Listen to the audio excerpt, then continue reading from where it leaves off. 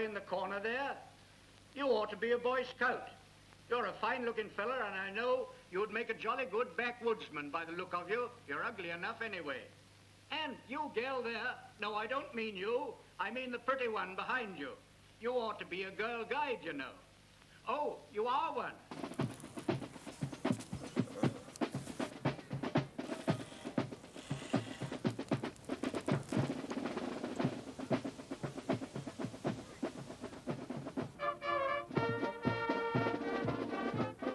Last summer's Scout Jamboree in Holland, bringing together young people from 167 countries, was the legacy of one man. Baden Powell has claimed a new follower every 5 seconds for the past 90 years. Apart from the great religions and political ideologies, Scouting is the largest movement in the history of the world. What's amazing to me is that a man who led such a, admittedly, bizarre life should, 50 years after his death, have ended up with a worldwide movement of 25 million people who are proud enough to call themselves Scouts. Robert Baden Powell is one of the most famous and influential Englishmen of the century. He was blessed with an instinctive empathy for children. Through the Scouts, he gave them the chance to experience his vision of boyhood, a time of adventure, self-development, and good, clean fun. But in recent years, he's fallen from grace, castigated as a militarist, a sadist, even a fascist sympathizer. Accusations that would have startled the celebrated boy man.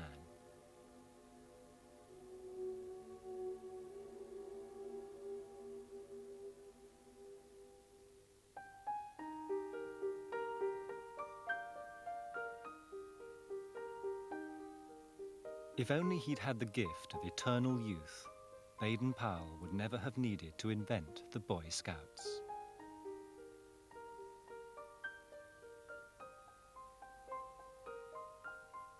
Entranced by J.M. Barrie's Peter Pan, he saw it 3 times in its opening week. His only son, Peter, was named after it.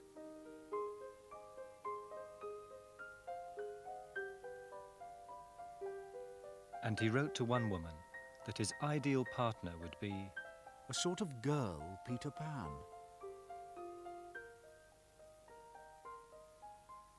Scouting would become Baden Powell's way of retreating back into the world of boyhood.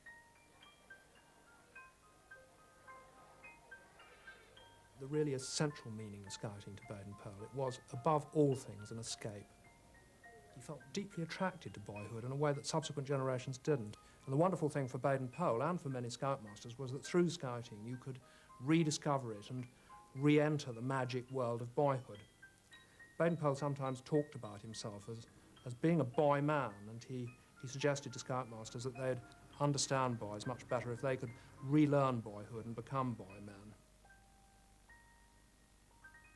It was an escape from responsibility, and it was escape from women, from having to think about his own sexuality, from everything. It was a kind of return to boyhood where he could be free of the competitiveness which his mother had forced on him, and able really to somehow rediscover what he'd lost. In fact, Stevie, as Baden Powell was known for much of his life, never did have a happy childhood. When he was 3, his father, a clergyman and Oxford professor, died of pneumonia. His mother, Henrietta Grace, was a domineering woman with an extravagant lifestyle. Her principal aim for the children was that they should be pleased to do my will. She was a martinet. She was a very commanding woman. If one sees pictures of her, she is red-haired, she's big, she's buxom, and she was determined that her children would be very great within the British Empire. Financially, she managed them as any businessman would manage the business. And at the start of their careers, they actually used to sit round the dining room table and virtually put money into a central kitty on the table, and she would extract hers and then dole out the pocket money to them. Winning his mother's love and approval meant everything to Baden Powell. When she died, he wrote in the Scout magazine, Has it ever struck you what it means to your mother if you turn out to be a waster? She'd hoped you would make a good name for yourself, but if you do not show grit and keenness, her heart grows cold with disappointment.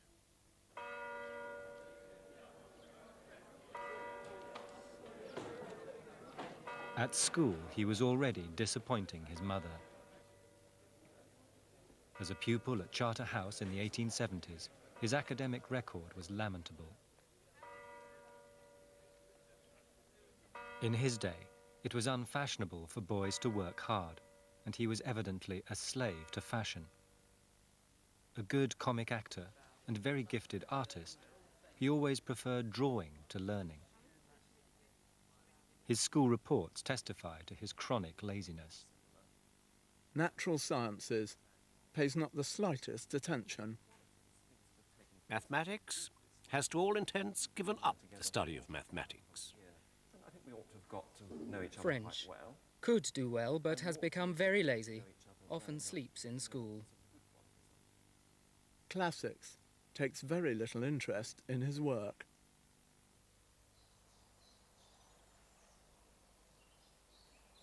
Instead, he spent hours in the woods near the school, caught up in a fantasy world of cowboys and Indians. I used to imagine myself as a backwoodsman and scout. I used to creep about warily, knowing that redskins were around in the shape of masters looking for boys out of bounds. I'd look for signs and get close-up observations of rabbits, squirrels, and rats. As a trapper, I set my snares, and when I caught a rabbit, I learned by painful experience to skin, clean, and cook it. Not surprisingly, he failed to get to Oxford, where his father and two elder brothers had been. Another disappointment for mother. Full of misgivings, he joined the Hussars, coming a shining second out of 700 applicants.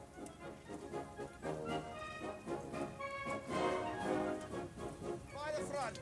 Draw! Swords!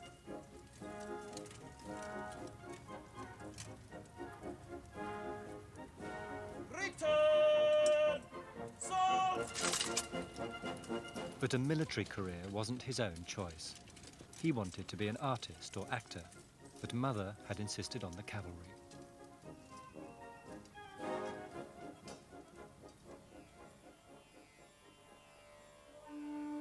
His first posting was to Lucknow in India.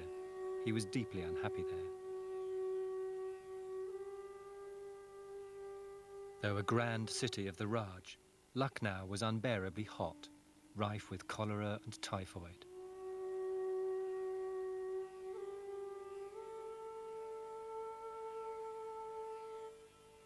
His depression only lifted when he met Kenneth MacLaren, a young officer nicknamed the Boy because of his childish good looks. They became the closest of friends. Not long after they met, MacLaren's mother died. Poor little chap. I've been trying to comfort him, but I break down more than he does almost. He's so awfully cut up. The two men became inseparable and set up house together. Baden Powell described the boy as my best friend in the whole world. Male friendships were a terribly important factor in Victorian society. I mean, particularly for men who'd been educated at public schools and served in the army overseas. Prostitutes were taboo. There was no opportunity to meet members of your own nationality with the opposite sex. So Baden Powell's friendships were of vital importance, particularly his friendship with MacLaren, and this went far further than friendship. It was really a love affair. It was not a sexual love affair because he buried his sexual feelings, but, you know, they exchanged gifts. He was overjoyed on meeting him, and he kept a couple of photographs of him on his table, even at Siege of Mafeking, years after they'd met. the cult of manliness was common enough in Victorian England. Baden Powell's interest in masculinity went further than most. On leave from India, he stayed several times at Charterhouse with Alexander Todd, an old school friend who'd become a master there. Todd was a keen photographer, and Baden Powell was greatly impressed by his studies of scantily clad schoolboys. But he was more taken by Todd's pictures of naked boys in contrived poses, which the embarrassed school later destroyed. Todd's photos of trees and naked boys are excellent.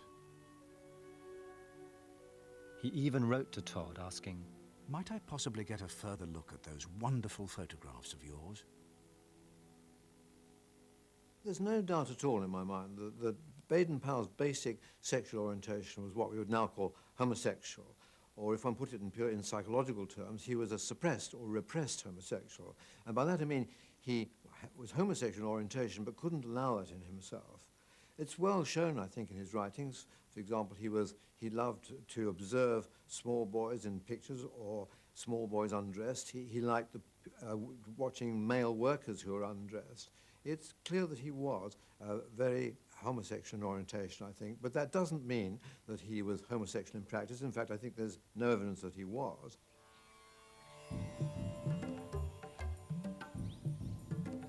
Among the manly pursuits for officers of the Raj was hunting.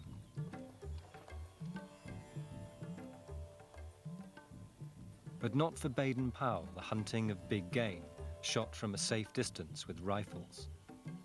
His game was far more dangerous. Pig sticking, hounding down wild boar at top speed, armed with no more than a spear. A champion pig sticker, he wrote a book on the sport and sketched all the illustrations. Hog hunting is a brutal sport, yet I love it. It is invaluable to our prestige in India, proving and preserving our rightful claim to superiority as a dominant race. And I believe the boar enjoys it too.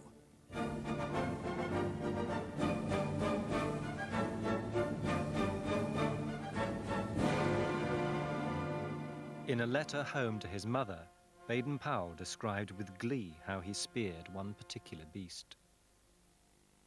What joy to give him one and feel it going in beautifully. Now shut your ears and hold your tummy, Mummy.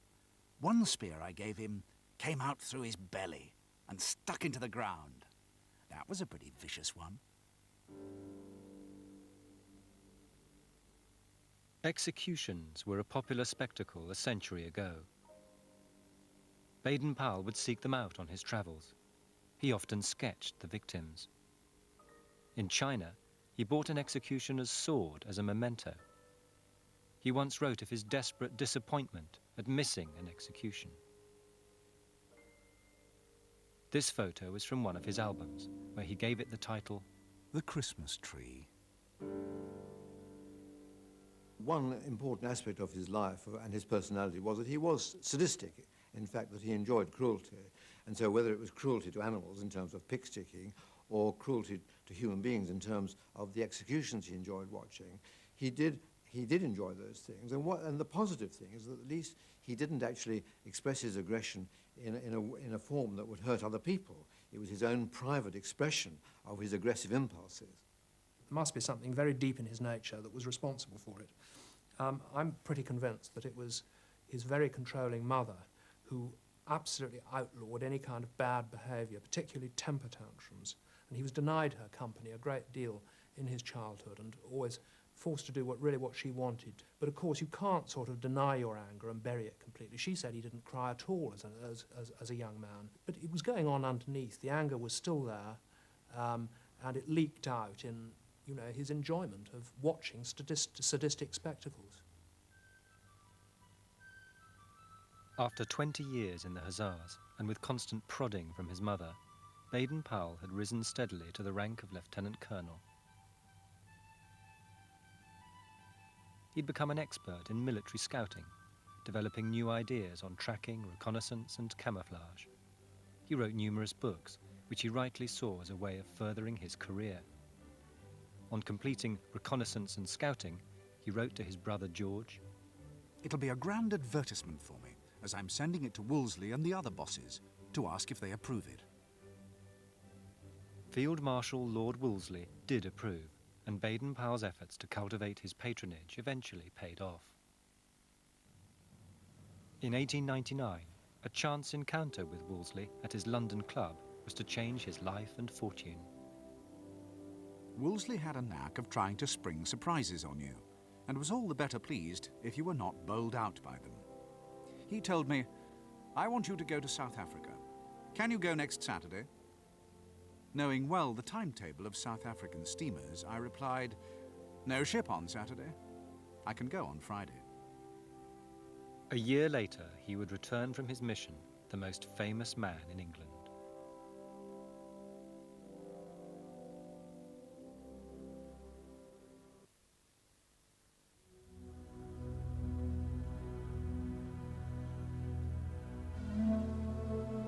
Baden Powell first became a household name after his legendary exploits in South Africa during the Boer War. His task was to divert as many enemy troops as possible away from the front line. Instead of fighting a guerrilla campaign in open country, he occupied the town of Mafeking and invited the Boers to attack. To that extent, the famous siege was self-imposed.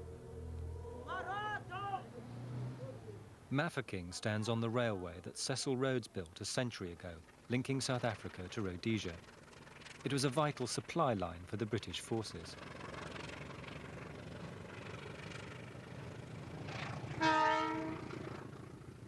Surrounded by flat, dusty veldt, it was not an easy place to defend.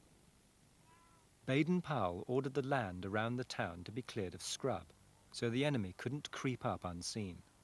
Fortified trenches were built on the only vantage point in the area.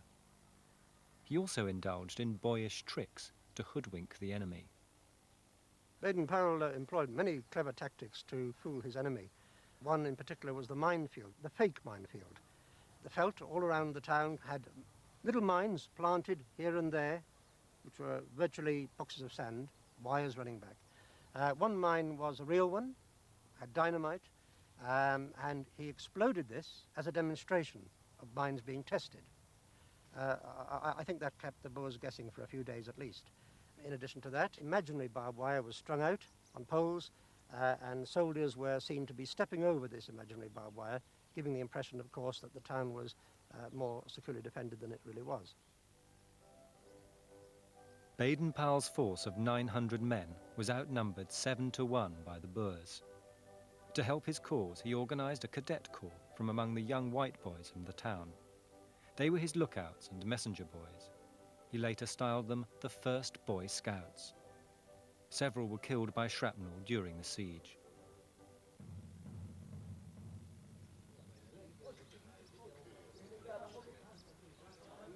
He also enlisted the help of the Baralong tribe, whose village bordered the town. They would raid through the Boer lines at night in order to take cattle away from the Boers, which they would then hand over to Baden Powell for feeding, particularly to the troops. This was a very important function, but unfortunately they weren't armed and they were often shot for their pains. Eventually the Baralong were armed, but they were then sent to the front line trenches where many more died. Baden Powell did at least request that they be awarded campaign medals. The War Office refused even that.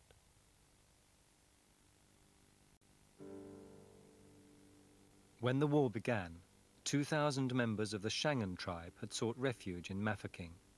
It was they who were to suffer most from the siege. A journalist in the town, Emerson Neely, watched them die. Hunger had them in its grip. Many were living corpses, their ribs breaking through their shriveled skin. The sufferers were mostly boys from 4 or 5 upwards. It was one of the most heartrending sights I have ever witnessed, and I have seen many. Baden Powell has been blamed for deliberately starving the Shangaans in order to force them out of Mafeking and take their food for the whites. It did enable Baden Powell to continue the siege longer, but the refugees who tried to leave the town were often shot by the Boer forces, and many had to return, preferring to take their chances in town and starve. How many died of starvation? Hundreds. Baden Powell had a real problem because Kitchener ordered him in the middle of the siege to hold out for twice as long, and this really could only be done by sending certain people away, and Kitchener ordered him to do so in order to get their rations. Baden Powell didn't, in fact, stop feeding them as he'd been instructed. He instituted soup kitchens and fed them, although he did reduce their rations. The whites suffered too, though not from starvation. 7 months of bombardment, disease and combat claimed the lives of almost 200 of the 2,000 whites in Mafeking. But Baden Powell's resolve never wavered. Throughout the siege, he led by example. A fellow officer noted his composure. A shell whistled overhead. I hoped the colonel would take cover, but he didn't. A second shell sang a little nearer. He rose, whistling to himself, and as a third shell wrecked a couple of nearby buildings, he said, "You had better come inside."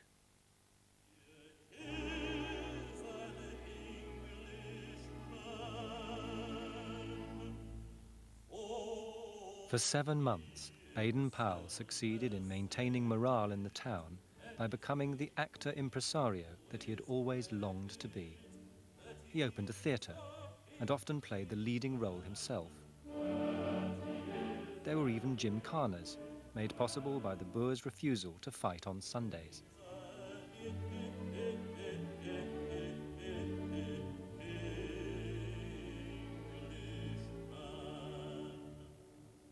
The British press, with no other good news to report from the war, contained daily dispatches from Mafeking. And when, after 217 days, the siege that Baden Powell had created was finally broken, the British public took to the streets. It was absolutely sensational, and the country went mad.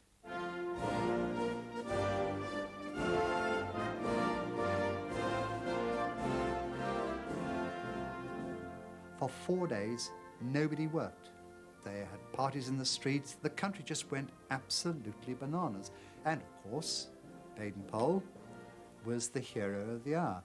And he reached a fame that probably only the monarch enjoys in this country. Everybody in the country knew about him. The troops from the war were cheered through the streets of London too. But after near defeat by Boer farmers, the ruling classes were fearful for the future of the empire. Baden Powell echoed their concerns. The same forces which brought about the fall of the Roman Empire are at work in Britain today. He firmly believed that urban pollution was enfeebling British youth. He was not alone. A parliamentary committee warned, "The deterioration of standards of physical health constitutes the gravest national peril."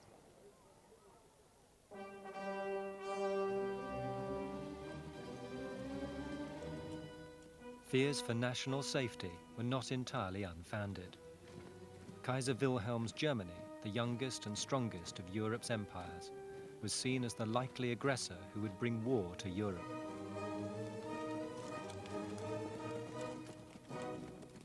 And in war, only the fittest would survive. Could scouting save the nation? Baden Powell thought so. In an article for the Eton School magazine, he wrote, "We are a small country, surrounded by nations who may at any time attempt to crush us. One great thing each boy can do for his country is to get together a squad of, say, 10 boys from his town or village and teach them how to shoot, how to scout, and how to drill." Just as the Eton College article begins with the notion of England being surrounded by enemies, so the Boy Scout handbook begins with a discussion of Mafeking, which was surrounded by enemies. And it's quite clear that Baden Powell sees the metaphor of Mafeking as an indication of what England faces, that England is surrounded and is vulnerable, and the way to deal with that is to train lower-class youth to be prepared to fight for the empire. A dull lad who can obey orders, he says, is better than a bright one who can't. What one has to remember is that Baden Powell was a soldier all his working life, and so of course he wanted boys to defend Britain and the Empire if it was attacked. That was very, very important to him. But it didn't come first in his thinking about the Boy Scouts. It was his desire to make boys into better citizens that was his greatest interest. The Good Turn, for example, was all about this. And then there was the prohibition of snobbery and the idea that Scouts were brothers to every other Scout. Happiness was all important in the Scout movement. He wanted boys to be happy. In 1907, Baden Powell, now aged 50, organised his first camping expedition to test his ideas on scouting. In May, he sailed to Brownsea Island off the Dorset coast. With him were boys from Harrow, Eton and Charterhouse, together with local lads from the Bournemouth Boys Brigade.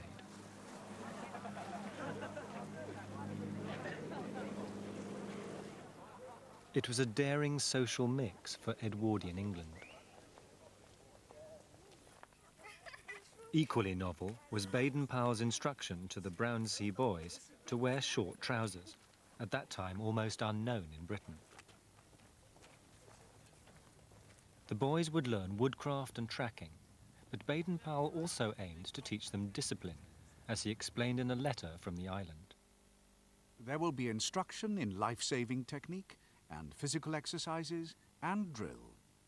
One wants to teach the boys the quality of not grousing, and I think that may come as a result of training like that of Scouts. For they are not born grousing. There is hope if one catches them young enough. Position it slightly further around, that's great, they'll do. Make sure it's taut here, okay? Scouting was really about teaching the lower class boys to accommodate themselves happily to their lot. The Brownsea experiment, the 4 patrol leaders were all public school boys.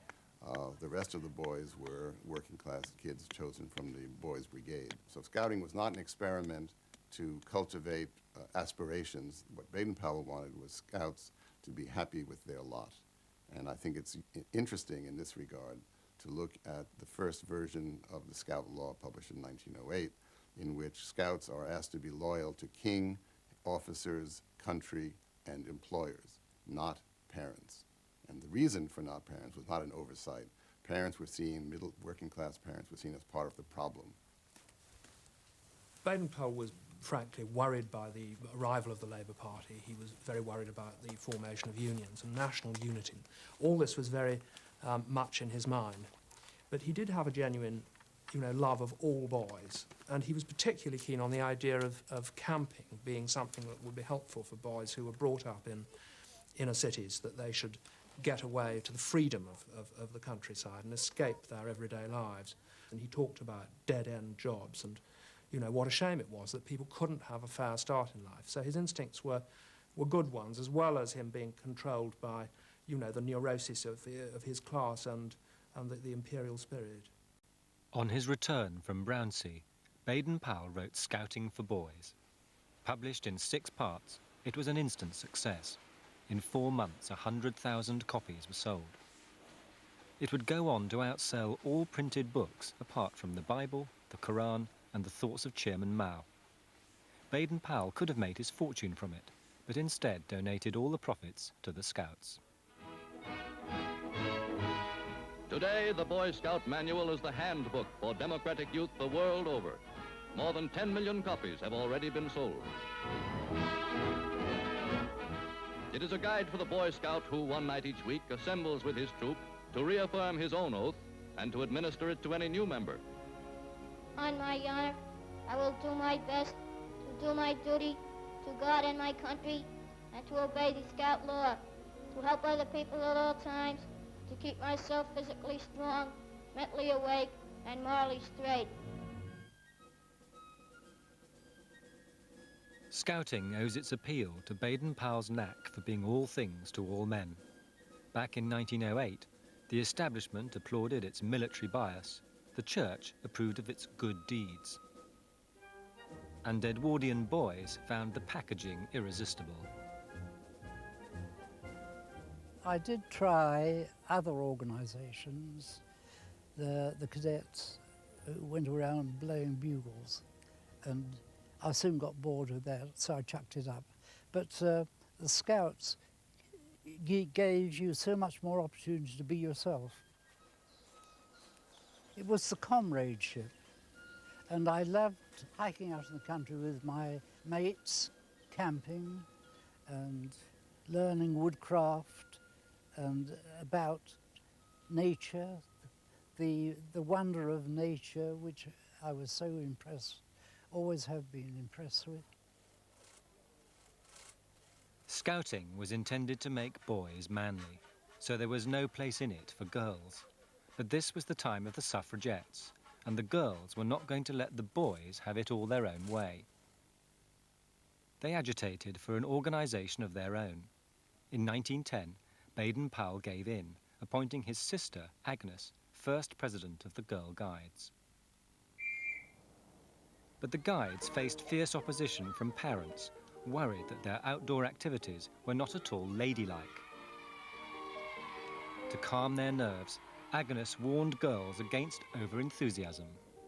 Violent jerks and jars can ruin a girl's interior economy and damage prospects of childbearing. She also expressed a concern that there are more girls nowadays with hairy lips, and I believe it due to the violent exercise they take. Will you do your best? Answer me. Throughout his 30 years as Chief Scout, Baden Powell issued his own warnings to the nation's boys. And I'm coming round to look at your tents. They must firmly resist the sexual cravings of youth, which he dismissed as the rutting season. A trying little interlude which boys, if they take it calmly, will get over just as they would get over the measles. Masturbation, he warned, was the most dangerous of all vices. If a boy carries it on too far, he very often goes out of his mind. A very large number of the lunatics in our asylums have made themselves mad by indulging in this vice. Scoutmasters, he said, must stamp out the evil of masturbation. He urged them to push prudery on one side and take their boys in hand. We all have things inside us that we don't really want to recognise, and when that happens, as it happened with Lord Baden Powell, what one tends to do is that you don't acknowledge them in yourself, but you see them in other people. So that if I'm frightened of masturbation, or I'm frightened of looking at women, or I'm frightened of a desire to smoke, I don't see it in myself, but I say, you mustn't masturbate, you mustn't be fond of women. So that a lot of his attempt to wipe all the evils that he saw them out in the world was really trying, I think, to project outwards his own feeling that those things were inside him.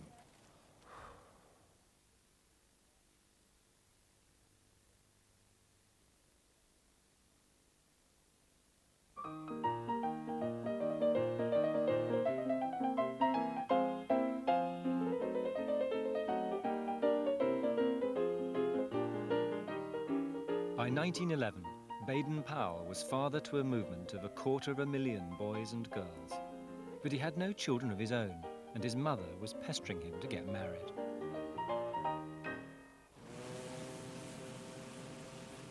Sailing to America on scout business that summer, he met Olive Soames. He was 55, she 23. Strong, energetic, and with a love of the outdoors, she was an ideal match for Baden Powell. They were married the following year. Baden Powell was really put on the spot by his mother, so you've got to get married, more or less. And so he had to find somebody who would, in a sense, suit his mother and also suit himself. And in this sense, Olive was ideal. She was boyish, she was athletic, she was, in a sense, a sort of boyish man, if you like. So that, as far as Baden Powell himself is concerned, he wasn't really marrying a woman. He was sort of marrying a young man. And as far as his attitude to his mother was concerned, who was such a dominant lady, in her eyes, I think he would feel that she wouldn't be a real woman, so she wouldn't be a competitor to his mother. So I think in these two ways, she was absolutely ideal. Not quite ideal. When it came to consummating the marriage, Baden Powell began to suffer agonizing headaches. His doctor asked him to write down his dreams. He wrote them down in great detail, and I have looked through them. One was that he was looking in a shop window, and a man put his hand in his pocket and Baden Powell looked down at his chest and found a lump, which nowadays one would interpret as the lump of an erection, so that was a very sexual dream. The other was when he was looking for his wife, and there was a choice of 2 doors. He opened one, and it was the incorrect door, and inside that was not his wife, it was a young officer who was at the wash basin, half undressed. And what does that indicate to you? I think both of these indicate that there was, of course, as a woman would realize, a sexual arousal in him, as there is in everybody, and certainly that if there's a choice between male and female, as in the second dream, that he would go for the man. Despite the headaches and the troubling dreams, Baden Powell did love his wife and succeeded in fathering 3 children.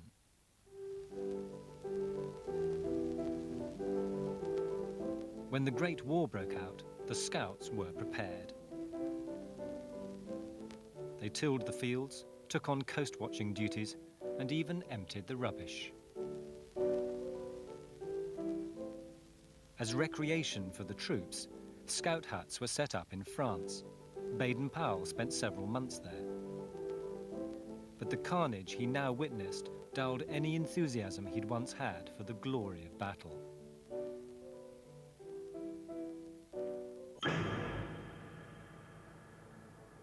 Today, I saw hundreds of men singing like schoolboys in their tubs. I dare say it won't be long before many of them will be festering in the fields around this very bathhouse. Somebody ought to be hanged for it.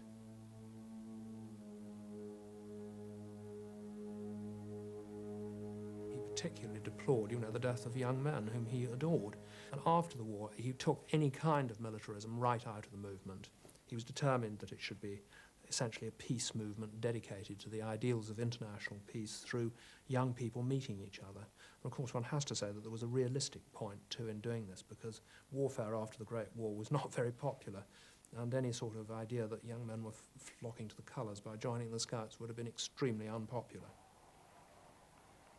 The pursuit of international peace meant spreading the Scout gospel beyond the world of the white man. Though Baden Powell admired tribal people who lived close to nature, his racial views were often less than pure. Baden Powell had attitudes towards blacks and towards Jews that were unattractive. Blacks were lazy and untrainable and inert and stupid. Jews were greedy and self-serving. There's a caricature that Baden Powell drew of a nouveau riche Jewish woman, a classic kind of anti-Semitic stereotype. These were not his views alone. These were views that were shared, obviously, by many people of his class. So the point is not to condemn him as a racist or an anti-Semite, but it's to understand what the package of values were that he was sharing.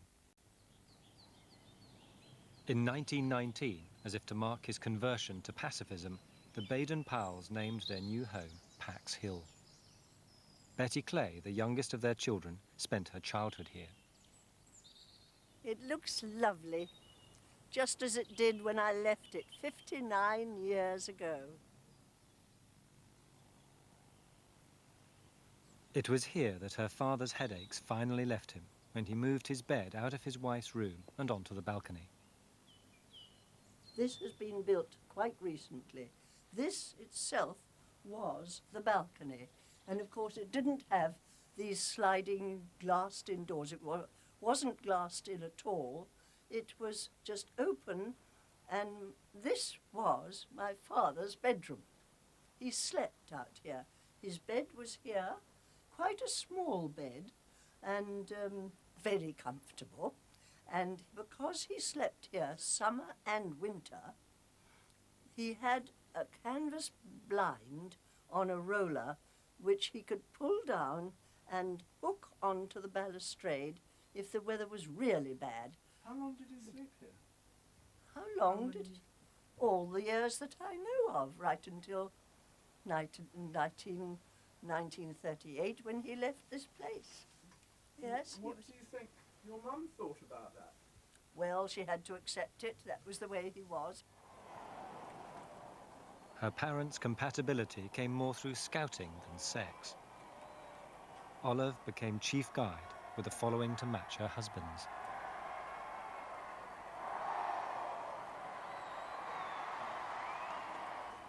course, my mother and father had the most completely wonderful partnership that one can imagine.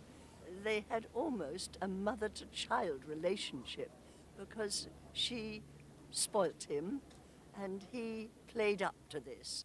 He would pretend to cry or to sulk as though he were a naughty child, and she would chide him for it. Oh, you must do this, you must put on a woolly, darling, because I feel cold, that sort of thing, just to amuse us. In many ways, the three children, Peter, Heather and Betty, had an idyllic childhood. And their parents were keen they shouldn't grow up too quickly. I was friends with Lady Baden Powell's nieces, who she brought up, and they used to invite me to stay. And we used to arrive at whatever the station was, I've forgotten. And the chauffeur would say, "We've still got nail varnish on," and lend us a penknife to scrape it off, because Lady Baden Powell wouldn't allow any makeup. We didn't wear lipstick or powder or anything. She liked healthy, shiny faces. In fact, I remember when I was about 30, I met her in the war, and she shouted across the theatre at me, "Mary, you're wearing lipstick." And I was then a grown woman with a couple of children, and she still objected. Their son, Peter, bore the brunt of his parents' puritanical attitudes. On one occasion, I was in a double bed in the spare room, and both the Baden Powell girls came in, and Peter, who was very young, very spotty, and he just got into the bed beside me and was sitting about a yard away from me in this double bed. And we were talking and were perfectly happy when the door suddenly flew open and in came Olive and shouted at him, "Peter, what are you doing there?" And the poor boy shot out of my bed and out of the room, and we all looked at each other in amazement. We couldn't think what she was on about because we were all extremely innocent. And of course she was concerned about sex, and that Peter, I don't know what Peter was supposed to be doing to me in front of an audience of his two sisters and two cousins. However, she still chased him out of the room, and he scurried off like a terrified rabbit. The rules of the house may have been strict, but Betty's memories are of a doting father. I remember him as a most marvellous dad. I can't imagine anybody being a better father than ours was. He was always interested in what we did. He was always encouraging. I think that was the thing I remember most about him, was that he was an encourager. Whatever we did, however we did it, if it wasn't up to standard, he said, "Well, you know, I think you could do better than that." For Peter, the son and heir, encouragement turned to expectation. He was groomed to emulate his father and become chief scout in his turn. It was more than the boy could manage. Over the pressures that we all three had, I suppose, because of our parents being in the public eye like that, I suppose it was difficult. I think my brother felt it, my brother Peter felt it most, because of course they felt their only son must be rather extra special, and he was a particularly normal, ordinary chap. I'm afraid the expectations were more than he could bear. My grandparents really did wish to have a mirror image of my grandfather, which is plainly impossible. My father was a very sickly child. He actually had a very happy childhood, but he had pressures applied to him by his parents, particularly his mother, which were beyond his capabilities. My father was so terrified of her that as an adult, he loathed ever going to see her, and it was very much a duty visit to see her. And I do remember him on occasion actually wetting his pants. This is a mature man wetting his pants, going to see his mother. That is the fear that she put into her son, because as far as she was concerned, he was a failure.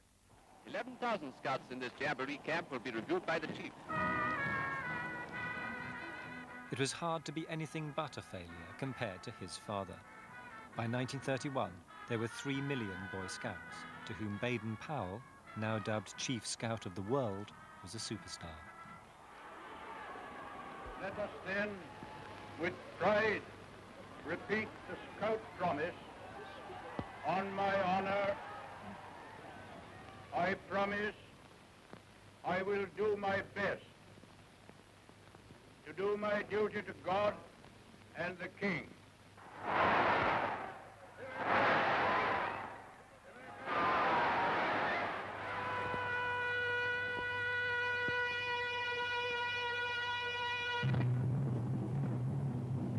In his desire to make Scouting the spearhead for world peace, Baden Powell even sought to embrace the Hitler Youth.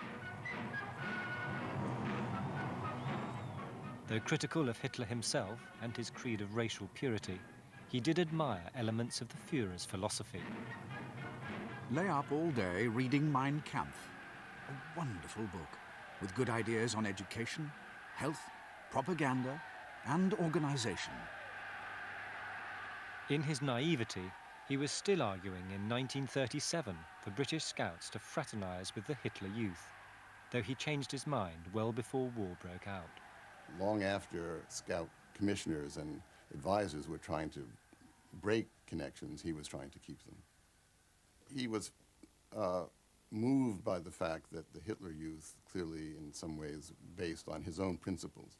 I think he saw the Hitler Youth as an organization attempting to do what he was attempting to do, that is to train boys to be obedient and to accept the authorities from above. He found, I think he was reluctant to break relationships with an organization which he felt shared the same kinds of values that he shared in terms of obedience and cleanliness and an ordered existence and support of the government. By the time war broke out, the aging boy man had left Pax Hill to settle in Kenya. He was now in his 80s. To the end, he retained the power to captivate children. When I was about 3 years old, my family went up to Kenya to stay with him. Now, as a child, I was very curious, and I always wanted to know answers to my questions, and nobody would ever give them. But for the first time in my life, I met somebody who would not only answer the questions, but expand on it, so that it really gave me an overall picture. And of course, that was the old man. And because of that, I absolutely adored him. It was in the Africa that he knew and loved so well that Lord Baden Powell was laid to rest.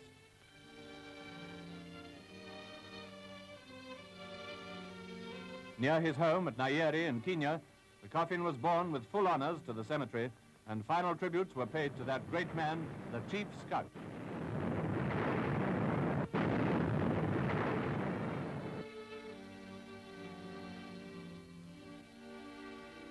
As a soldier, his fame was great. And as the founder of the finest youth movement ever organized, he will be remembered by generations to come.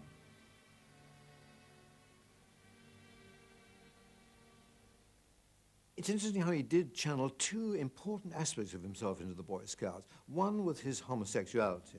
That was a very positive achievement, and he allowed boys of all sorts of backgrounds and economic difficulties and things to have a good life.